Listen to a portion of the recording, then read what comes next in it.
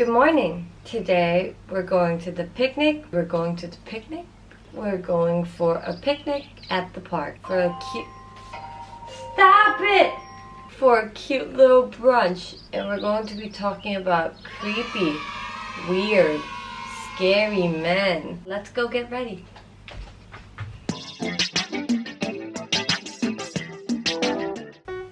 I'm back. Let's get cooking. So I'm using this like pre-mix situation because I'm lazy.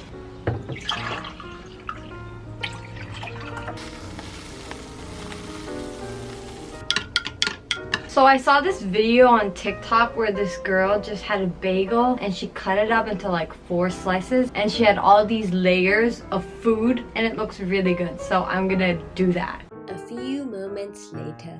Oh, this avocado is very tough.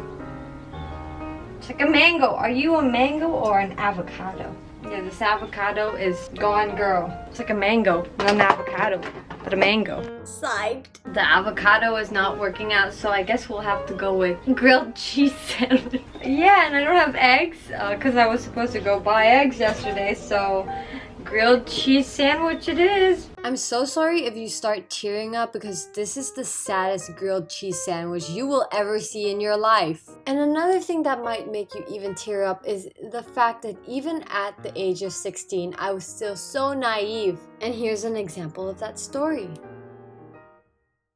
When I was 16, I used to be enrolled in dance class. I know, dance class. These classes took place in the evening, and so I'd always have to come home at like 9 or 10, then do this short walk to my house, which is not scary at all. Not even a little bit. I noticed this man walking opposite the side of the main road with a really big, floofy dog. It was so cute. Not the man, the dog. But I just kept walking until I reached this alley that I had to cross to reach home. Before I turned, I heard this voice, "Girl, wait, girl." So I was like, oh, here we go. I think I dropped something again. To my surprise, it was the man with the big black floofy dog and a little small beer belly. And so he started chatting me up, asking me like, where are you going? Where are you from? Do you live around here? Something in my gut told me I had to keep walking on the main road. And so I kept walking down the road and eventually he stopped pestering me, right? So I kept walking on the main road to make sure that I'd lost him because what if he was hiding in a fucking bush? And I shit you not, this next part shook me to the core. A car rolled up beside me and it was the man with the floofy dog and his friends. He kept insisting, "Oh, we're on our way out. Let us drop you. It's dark outside and it's not safe." My thick ass skull still had the audacity to be nice. I was like, "Oh, it's fine. Thank you so much. I can walk home by myself." But he kept insisting. Something clicked in my brain and was like, fast-paced grandma run straight back home right now, little shit. So when I arrived home, I told my dad all about it. But by that time, the man was gone. So please stay safe and remember, it's a dangerous world. I've always been so naive as a child. Now that I think about it, I feel like my entire life I've been sheltered, and slowly after each event happened, I became more aware that this is not okay and this is something that should not be happening to me. And I know obviously as a woman it's more prominent, and I'm not saying that like men don't go through some of the problems as well, but it's just a sad thing that we still live in a society where some men think that they're more superior as compared to women. I do understand that a lot of things like your culture, your religion, how you were raised, all of those things also play a big role in terms of how it influences your outlook on life also. Maybe I was too scared also to tell my parent because I know my mom is very like, she will slit your throat if something like that ever happens. Yeah, so okay, enough talking. Let's go. Let's move. Cha-cha-cha. Hi, welcome to the first episode of Did You Know That Wolf Whistling or Cat Calling was a useful form of whistle amongst Albanian sheep farmers to signal to neighboring dogs that wolves were present. However, our society had to find a way to popularize these 2 notes by using it to harass people who are just minding their own business out on the streets. So please, If you don't want to be the wolf, and if you don't know how to express how you feel without being respectful and not creepy to whoever you're approaching, just don't do it. You know what? This will have to do.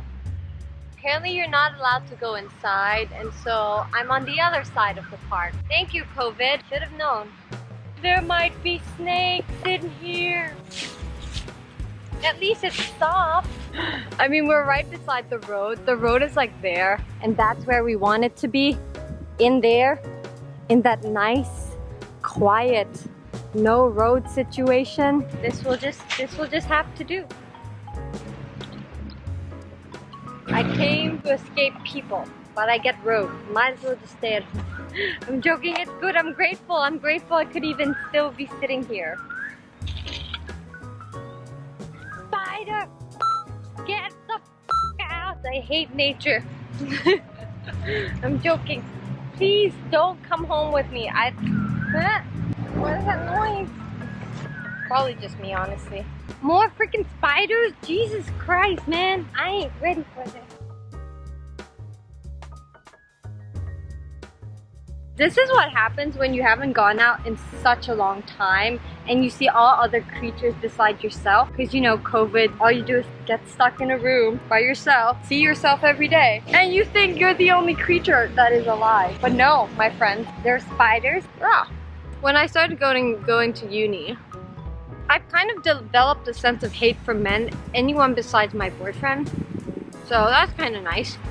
But I think it's only some individual that really I just cannot. I cannot deal with that BS. One day I met a really sweet senior and we decided, you know what, let's go for an island trip, just girl trip to this island that's really beautiful off the coast of Thailand. And so we're like, yeah, spring break, let's go. We got tickets, we got our room books and everything. We got to the island, and the first day we decided, you know what, first day, none of us knew how to ride a motorbike. And so why don't we just rent a cute little bicycle? And it was like those Japanese bicycle with no gears whatsoever.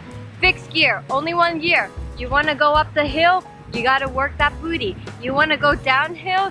You better make sure, you know, you control your brakes properly. And we thought, from what the person had told us, we thought that it would be a very straight, flat island.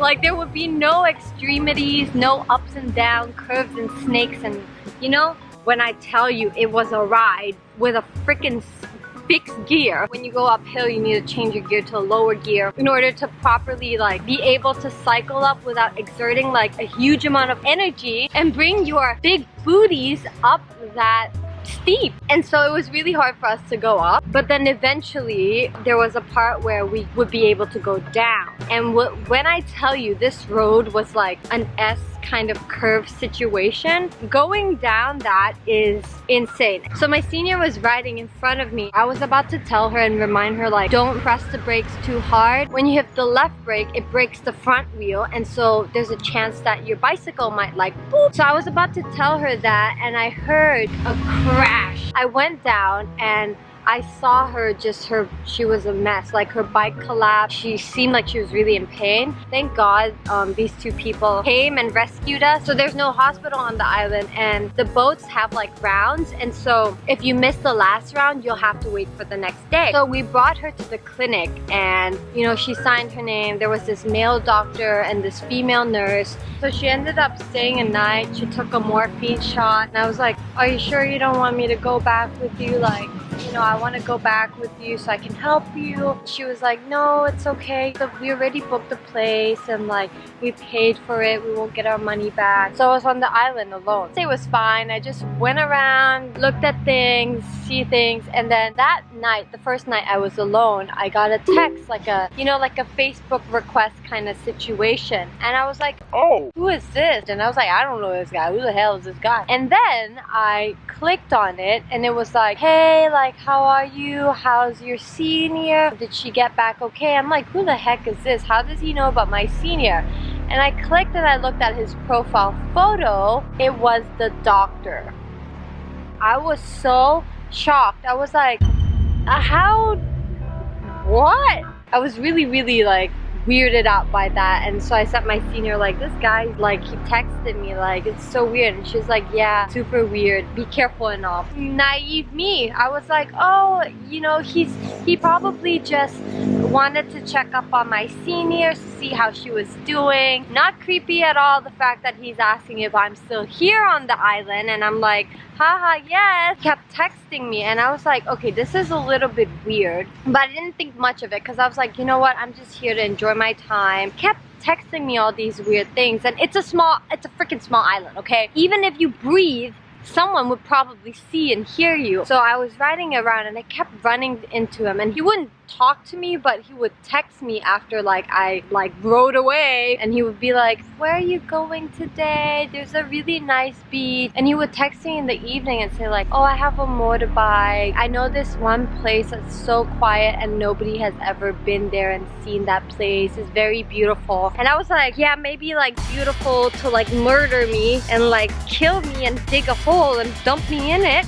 But I was, you know, I was still very naive, and I was like, oh yeah, it's okay. The creepiest part was on maybe towards the last day I was eating, and then I got a text and it said like, oh, enjoy your dinner. I hope I hope it tastes as good. I really like this restaurant, or some weird whack shit like that. And I was so shaken up. I was like, what the hell, man? Like, I didn't even see him. And there was a road outside, but like, what? When I got off the island, I kept thinking about it, because I was like, how would he have found my information that I never gave to anyone? The only person he had, and he's a doctor, right? The only person he had information was of my senior. So that meant that he had to go through thousands of people's names in order to find my name.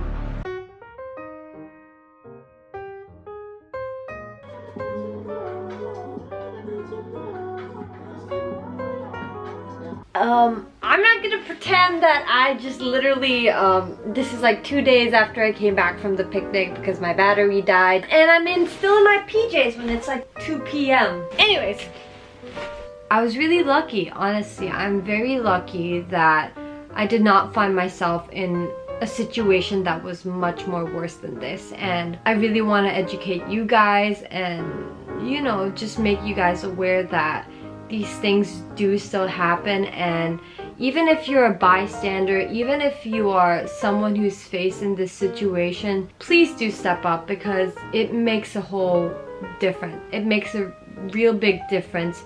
Even if you are just an observer and you feel that someone is in distress, at least you should voice out to the person who, you know, is being bugged. The person that, you know, like, are you okay? Like stop being persistent. Or yeah, I think it's really important to play your part in society, also to call out and stop these actions. It's really important for me also to voice this concern, because like I said, I have a sister, and I would not want this to happen to my sister. I was talking to her the other day about it, and how she's 14 and she's being catcalled on the street, and that is just not acceptable. So yeah, I hope you guys learned a thing or two, and I'd love to know if you face similar experience. You know, comment down below. I'd love to hear all these stories and how you approach them, and other things like that you've learned over the years